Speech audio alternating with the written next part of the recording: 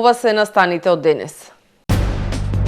И по една деценија ветувања и иницијативи, југозападниот регион без дом за стари лица. Утре започнува вакцинацијата против сезонски грип со бесплатна и комерцијална вакцина.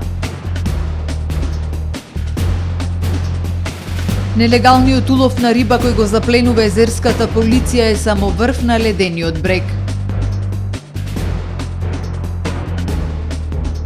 Тепачки говор на омраза на Фејсбук и сообраќајни прекршоци во полицискиот билтен.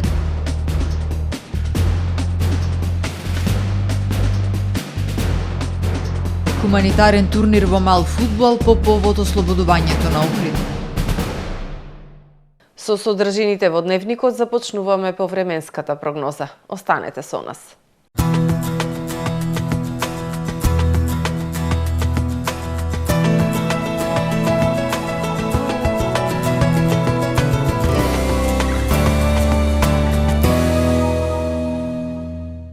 Во Охрид денеска имавме умерено облачно време со сончеви периоди и максимална дневна температура до 22 степени.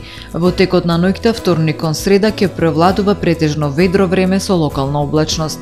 Во среда во најголем дел од Европа ќе доминира облачно нестабилно време со врнежи од дожд кои што ќе бидат проследени со засилен ветер. На Балканскиот полуостров утре ќе превладува умерено облачно и нестабилно време со врнежи од дожд, ветровито и посвежо. Во крајните јужни и источни предели претежно сончево време со појава на локална облачност. Максималните дневни температури ќе се движат во интервал од 17 до 26 степени. Во Македонија во среда во утринските часови ќе превладува претежно сончево време со локална облачност. Во попладневните и вечерните часови нестабилно со услови за слаби локални врнежи од дожд. Услови за локални врнежи од дожд се очекуваат и во текот на ноќта среда кон четврток. Ќе дува до умерен засилен југоисточен југозападен ветар кој што ќе достигне брзина и до 30 км на час. Минималните температури во интервал од 6 до 14 степени, додека пак максималните дневни до 18, односно до 27 степени. Во Охрид во среда ќе превладува умерено облачно и нестабилно време со слаби локални врнежи од дожд и ветровито. Ќе дува до умерен југозападен ветер. Минималната температура од 10 степени, додека пак дневната ќе се искачи до 22 степен. Во четврток во Охрид ќе превладува претежно сончево време со појава на локална облачност и топло со максимални 22 степени. Во петок умерено облачно и нестабилно со услови за слаби локални врнежи од дожд. Минималната температура од 10 степени, дневната ќе достигне до 22 степени. Во сабота претежно сончево со појава на локална облачност и температура до 21 степен.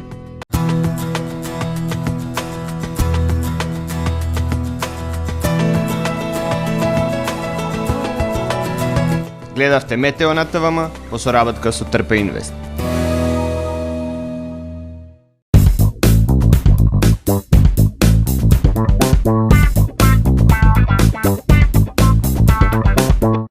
Добре дојдовте во светот на Кармен Бау Центар.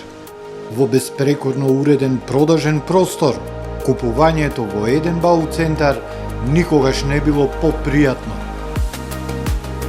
Со гордост ви го представуваме нашиот шоурум Мараци, со најголем избор на плочки од мараци и санитарија од светски познатите брендови Грое, Колпасан, Идеал Стандард, Рока, Унитас. На располагање ви е нашиот архитект кој ќе ви помогне во осмислување на вашиот проект. Располагаме со најбогатата палета на ламинат во државава. Одберете од 100 различни дизајни на Swiss Chrono. Покрај стандардниот избор на фасадните системи Knauf и Бекамент, ви нудиме богат избор на професионален алат на реномираните производители Bosch и DeWalt. Кармен Бау Центар на улица Железничка. Тамаро е 25 години охридски водечки лидер и препознатлив бренд. Обуките од менаџерскиот тим се доказ за максимална посветеност кон вработените. Тамаро Холдингот се грижи за организацијата и на време пренесените информации кои отсликуваат тимската работа. Секој успех на вработениот е успех и на компанијата. Маркетите располагаат со производи со висок квалитет од секакви брендови по одлични цени. вкусните печива од Анабела пекарата се веќе омилен појадок на многу потрошувачи во Охрид. Анабела кујната услужува голем број на потрошувачи и компании.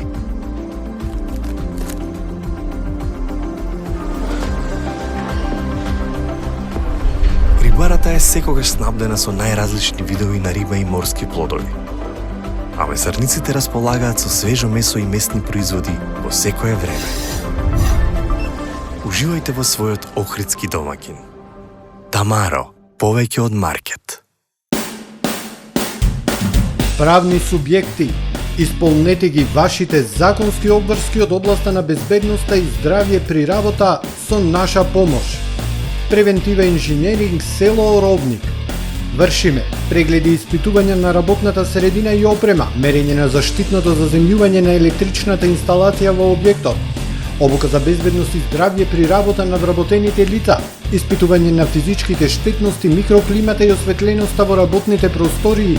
Изготвуваме изјава за безбедност согласно Законот за безбедност и здравје при работа. Единствени сме во регионот.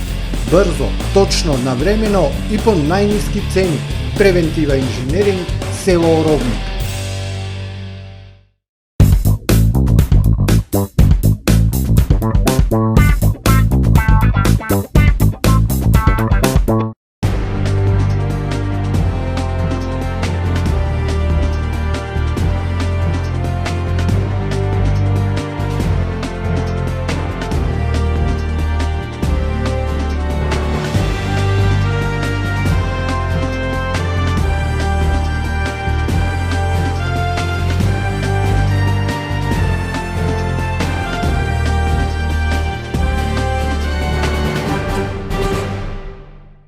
Добар ден. Прво издание на Дневникот на ТВМ. И по деценија со иницијативи и ветувања, југозападниот регион во земјава се уште нема дом за стари лица. Луѓето во третата доба се оставени сами на себе. Поради иселувањето на младите, евидентен е порастот на стари лица кои бараат згрижување. Пензионерските здруженија бараат Министерството за труд и социјална политика и Сојузот на пензионери да преземат мерки за надминување на проблемот. Во целиот југозападен регион нема ниту еден дом за стари лица. Пред речиси една деценија, струшките пензионери поддржани од сите пензионерски здруженија во регионот поднесоа иницијатива за изградба на достоинствен дом за стари лица. Велот луѓето во третата доба се оставени сами на себе. Поради иселувањето на младите, евидентен е порастот на стари лица кои бараат згрижување. Жално е што доаѓаат овдека и викаат, еве вија пензијава, згрижете ни. Децата ни си отидоe, нема како да живееме ние, а сакаме и телевизија, сакаме и штампа, и све што го сакат, значи, денешниот човек. Али, за жал, ние креваме раменици.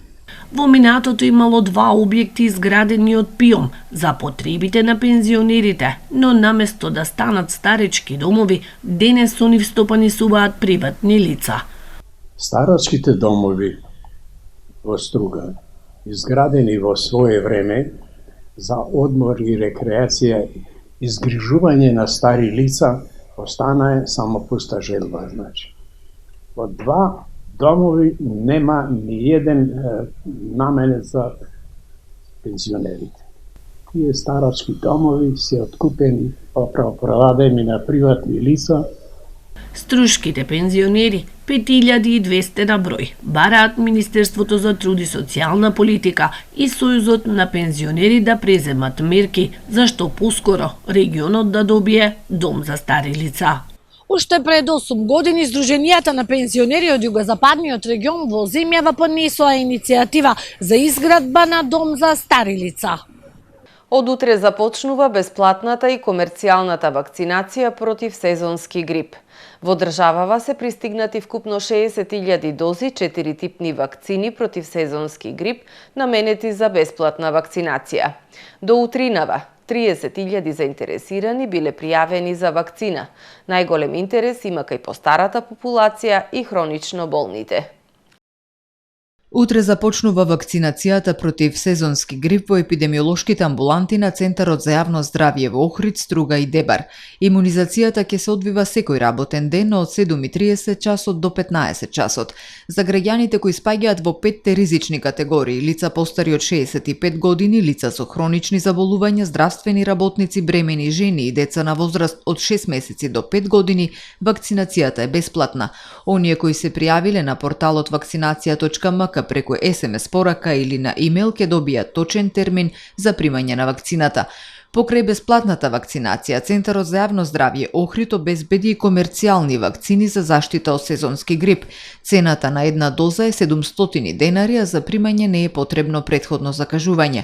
Од Институтот за јавно здравје денеска информираа дека во периодот од 9 до 15 октомври во државава пријавени се 66 случаи на сезонски грип. Ова е зголемување за 2,1 пати во однос на претходната недела. Оттаму потсетуваат дека вакцинацијата против сезонски грип е најефикасна заштита од ова заболување, посебно за ризичните групи граѓани. Популацијата на охридската пастрамка на критично ниво. Со несмален интензитет, нелегално се изловува и се шверцува, алармираат екологистите и спортските риболовци. Според нив, она што го запленува полицијата во борбата со рибократците е само врв на ледениот брег.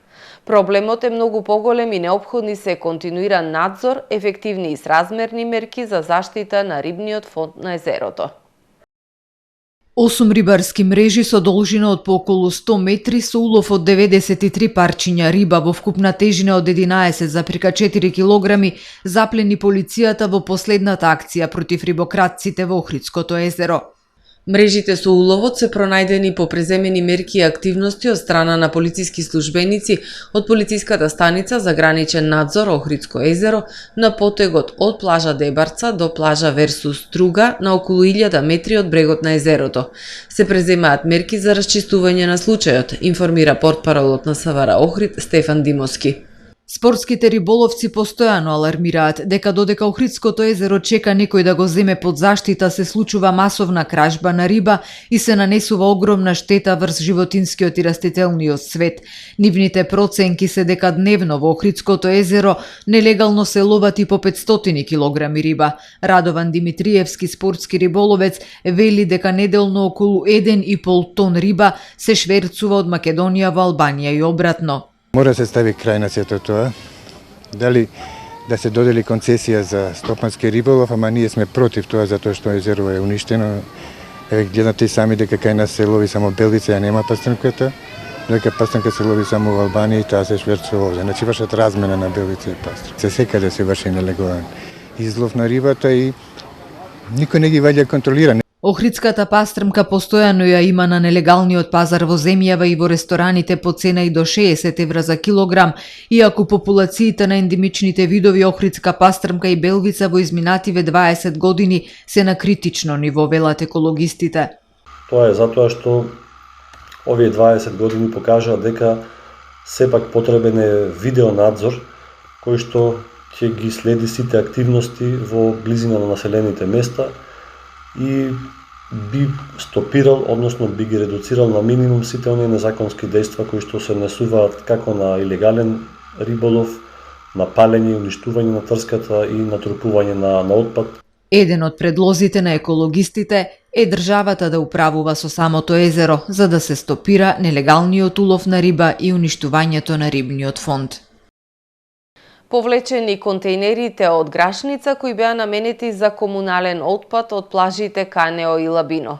Апел до граѓаните да не депонираат отпад на оваа локација. За време на туристичката сезона, за полесно справување со комуналниот отпад кој се создаваше на тешко пристапните плажи на локалитетите Канео и Лабино, јавното предпријатие Охридски комуналец постави контејнери во близина на Грашница под Охридското кале. Но контејнерите кои беа поставени за оваа намена биле злоупотребувани за депонирање на секаков вид отпад од околното население, посебно кабаст отпад и градежен шут, деградирајќи го овој простор, злоупотребувајќи ја намената на контејнерите и напорите на комуналец за подобро справување со отпадот од тешко пристапните плажи, велат од јавното предпријатие. По завршувањето на туристичката сезона, јавното предпријатие Охридски комуналец ги повлече контейнерите од оваа локација и упатува апел до граѓаните на тој простор да не депонираат комунален отпад, кабаст, зелен отпад и градежен шут. 7 ноемвриски хуманитарен турнир во мал фудбал. Собраните средства од учеството на турнирот ќе се донираат во хуманитарни цели. Јавното предпријатие Билјанин извори во соработка со општина Охрид организира хуманитарен турнир во мал фудбал.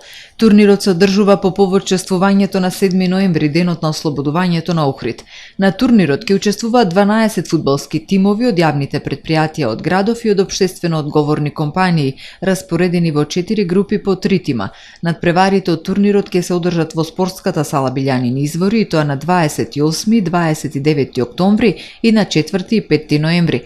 За најуспешните 3 тимови се обезбедени пехари, додека собраните средства за учество на турнирот од 6.000 денари по тим ќе се донираат во хуманитарни цели. Јавното предпријатие Билјанин извори ги повикува сите заинтересирани граѓани да присуствуваат на надпреварите и на таков начин да бидат дел од дружењето и поддршката на тимовите на турнирот. Првиот надпревар е во сабота на 28 ноември со почеток од 9 часот. Изложба «Издигнување» на струшкиот автор Христијан Томановски во среда 25 октомври со почеток во 19 часот во изложбениот салон при Националната установа Центар за култура Григор Прличев во Охрид. Насловот «Издигнување» е инспирација од стиховите од воведните песни на збирката на Шарл Бодлер «Цвеќињата на злото». Низ неколку дела проткаени се и други стихови од повеќе автори, поврзувајќи ги и надополнувајќи ги делата со цел проширување на просторот на самите дела. Комбинирањето на повеќе стилови и техники во творењето на дигитални и традиционални скици, илустрации и дизајни во различни техники му помогнале за поставување основа за креирањето на визуелниот јазик на оваа изложба. Целта е еден кохерентен јазик на комбинирање на едноставноста и експерименталноста на графиката, изразена преку илустративен пристап, вели авторот. Тепачка, говор на омраза на Facebook и сообраќајни прекршоци во полицискиот билтен за изминативе 24 часа на територијата на СВР Охрид. Синоќа во 21 часот и 10 минути на улицата Гоце Делчев во Охрид приведени се 24 годишник и малолетник, двајцата од Кичево. Тие предходно физички нападнале 28 годишник од Охрид. Против напаѓачите ќе биде поднесена соодветна пријава. Вчера, од 14 до 19 часот на подрачјето на СВР Охрид, реализирани се засилени сообраќајни контроли. При тоа, полициските службеници затекнале и санкционирале 29 возачи на моторни возила кои извршиле пристигнување на непрегледни и места каде што тоа е забрането. Во Охрид 11, Струга 7, Кичево 8, Дебар 3. СВР Охрид поднесе кривична пријава против 44 годишен жител од штипското село Таринци поради постоење основи на сомнение за сторено кривично дело ширење расистички и ксенофобичен материјал по пат на компјутерски систем. Тој на 20 октомври 2022 година по објава поставена на социјалната мрежа Facebook напишал коментар со кој ширел говор на омраза. Во продолжение да ги погледнеме и вестите од светот. 7 лица загинаа како последица на супер магла, настаната од чад од шумски пожар и густа магла во јужна Луизијана. Супер маглата предизвикала масовни сообраќајни несреќи во кои учествувале 158 возила, соопштиле локалните власти. Тие посочиле дека некои од возилата се запалили уште при првиот судир. Едно од возилата вклучени во сообраќајните несреќи били камион цистерна кој превезувал опасна течност, соопшти полицијата без да ја прецизира супстанцата. Комбинацијата од огнен чад, густа магла е опасна и властите ги предупредуваат сите жители на Луизијана во погодените области да бидат крајно предпазливи додека патуваат. Властите побарале од јавноста да се јави доколку имаат исчезнат член на семејството кој патувал во оваа област. Можно е да се лоцираат и дополнителни жртви, соопштила полицијата.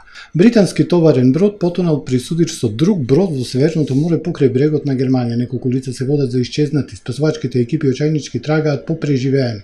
Соопштено е дека едно лице е извлечено од водата и укажана му е лекарска помош. Едниот брод потонал веднаш по судирот. Бродот Полези пловел под бахамско знаме, а потонатиот брод Верити пловел под британско знаме.